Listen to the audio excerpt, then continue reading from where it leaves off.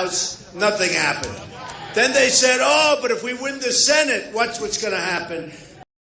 Senate, nothing happened. I actually think Obama got stronger as opposed to weaker, if you want to know the truth. He gets everything he wants. It's going to be so different, folks. It's going to be so different. It's going to be so beautiful.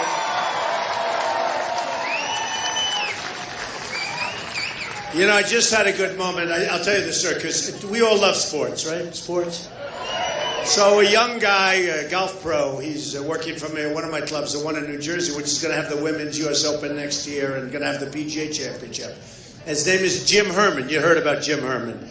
So Jim Herman just won the Shell Houston Open. And he beat Stenson and Dustin Johnson, all great players, you know, all great. And he's my golf pro, if you can believe it.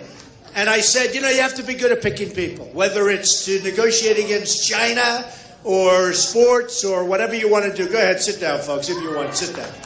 That's right. I heard those people in the back saying, sit down. I said, maybe they're protesters, right? But Jim Herman, great guy, and had no money, but he had a lot of talent. And about 5 years ago, my pro, Mickey Gallagher, said to me, Mr. Trump, could you do me a favor? Could we play a round of golf? This guy's really talented, winning everything locally and doing really well. And all he does is give lessons, because he gives lessons because he had no money.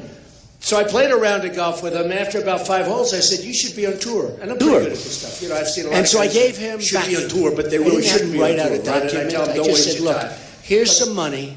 Go on tour. His wife called me and thanked me. Everybody thanked me. And he went on tour. And he went on the Nike tour. You know, that's the lesser tour. And after a couple of seasons, he won one tournament. Then he got onto the main tour.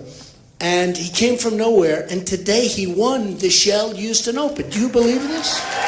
Do you believe it? And Johnny Miller said, you know, he plays golf with Trump. I mean... And now he won this big tournament. And that last hole was amazing. It was a long, long par 4 with water all down the left and a lot of guys, great players. You know, you have great players, but all name players, you know, guys that are top 10 players, many of them in the tournament. And he had to hit a great drive, had to hit a great second. So he got the drive beautiful, right down the middle, like 300 yards. And then he hit the second shot about 20 feet from the pin. Now all he had to do is 2-putt. Now, only athletes or only people that are in sports or golfers know how hard that 2-putt is, right? Do we know? It's like, you know, when you can't breathe, right? Because we have a lot of choke artists in government. They're chokers. They choke. They're the worst. So he hits it 20 feet, 25 feet. It's uphill and then downhill, which is a tough putt.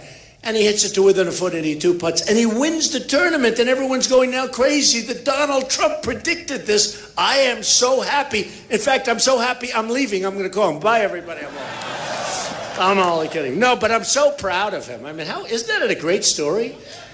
And to think that, you know, yes, it shows the impact that you can have on people's lives, really. He'd be right now a teaching pro giving people lessons. They're hitting the ball 12 yards, right? He'd be giving people lessons, and he's now a top champion. And because he won today, he's in the Masters next week, which is just a tremendous story. So, Jim, we're proud of you, Jim. Who would have thought that was going to happen? But it's called talent, and that's what we need. You know, when I say I want people to negotiate great trade deals, I know the most talented negotiators in the world. But many of them, you know, Carl Icahn endorsed me, great businessman, worth billions and billions of dollars. Doesn't want it, he just wants to do it. But Carl endorsed me, I know all of them. And one of the things I always say, I know the best negotiators, I know people that are overrated, I know people that you've never heard of that are as good as anybody in the world. And that's like Jim Herman. Nobody ever heard of him. He's a teaching pro from Bedminster, New Jersey. And he's an assistant pro. And it all started a few years ago, and it's been a great story. And I just spoke to USA Today. I just spoke to some of the other big sportscasters, and they all want, you know, what do I think? And there's only one thing. But remember, I'm going to put that same whatever it is to work for you in terms of making our country great again. Okay? We're going to make America great again. But it's tough. I will tell you, we're going to build the wall. Don't worry. Who's paying for that wall? Who's paying? Mexico, Mexico, Mexico. Mexico's paying. They are. You know, they are. They are paying. By the way, 100%. Somebody said, well, you're not really going to. I said 100%. So we have a trade deficit with Mexico, $58 billion a year. Let's say the wall costs $10 billion. Okay, let's say it costs $10 billion. It's going to be a real wall, not those little walls they build where the trucks drive right through the middle of them, right? It doesn't even dent the trucks. You know, it's no dent. Maybe a little paint comes off the fender. It's ridiculous, folks. It's so ridiculous. This is a real wall. See that ceiling? That ceiling is peanuts compared to the height of the wall. Don't worry about it. Don't worry. Look at all those signs. Melania, she's coming tomorrow. My wife is coming tomorrow. She's already on her way. Look, wow. Melania for First Lady. She'll be a great First Lady, I want to tell you. That will be a great First Lady. Wow, thank you. Look at all those beautiful signs. Wow. And they're not like the phony signs, but you know, the protesters, they have these signs that come right out of factories about Trump and this and that, and they come like right out of factories. Those signs were made with love. That's beautiful. Thank you. Thank you. But I'll tell you, it's been an amazing experience. Wisconsin is going to be such a big surprise on Tuesday. We are doing so well. We are doing so well.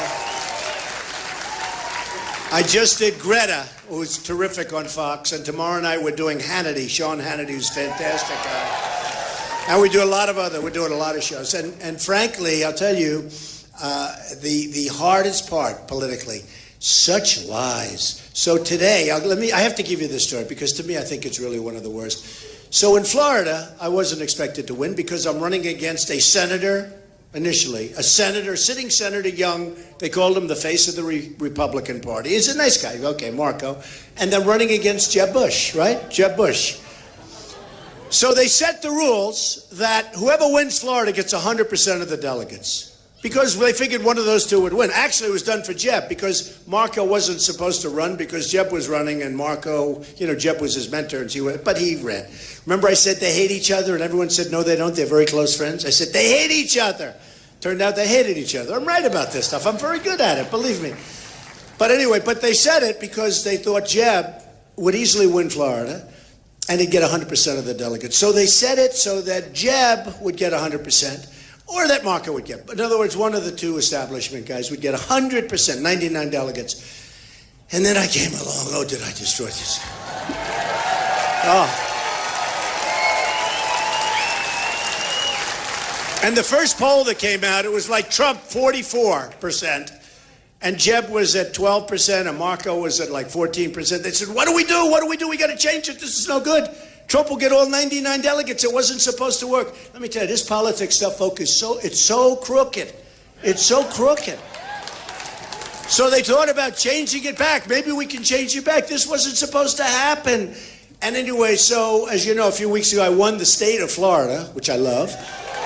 And I don't mean won it by like a little bit. It was a blowout. It was a huge landslide. Won it by 20 points. Won it by almost 20 points. It was shocking. And we pick up 99 delegates. So I say to all of those crooked politicians that said it, so that they said it so Trump would get heard, thank you very much, folks. We appreciate it, right? Terrible. But I'll tell you what's so bad. A couple of things, which is interesting. So, commercials. I turn on television, and during Florida, when I was there 4 weeks ago, I have never seen so many negative ads. And in fact, I saw on one of the stations... The people of West Dallas reject you. They reject you. Get out of here, please. Get out of here. Get out of here.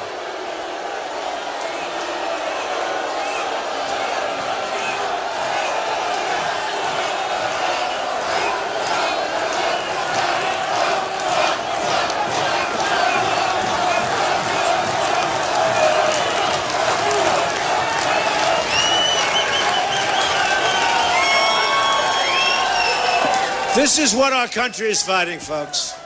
This is what we're fighting, guys like that, you know. It's really sad. It's really sad. No, it's really sad when you think of it. So what happened is in Florida, we had so many negative commercials, all paid for by special interests and lobbyists, because they want guys like Cruz to win. And they want guys like, all of them. Kasich. Kasich is now 1 for 30. Is it 1 for 30 or 1 for 29?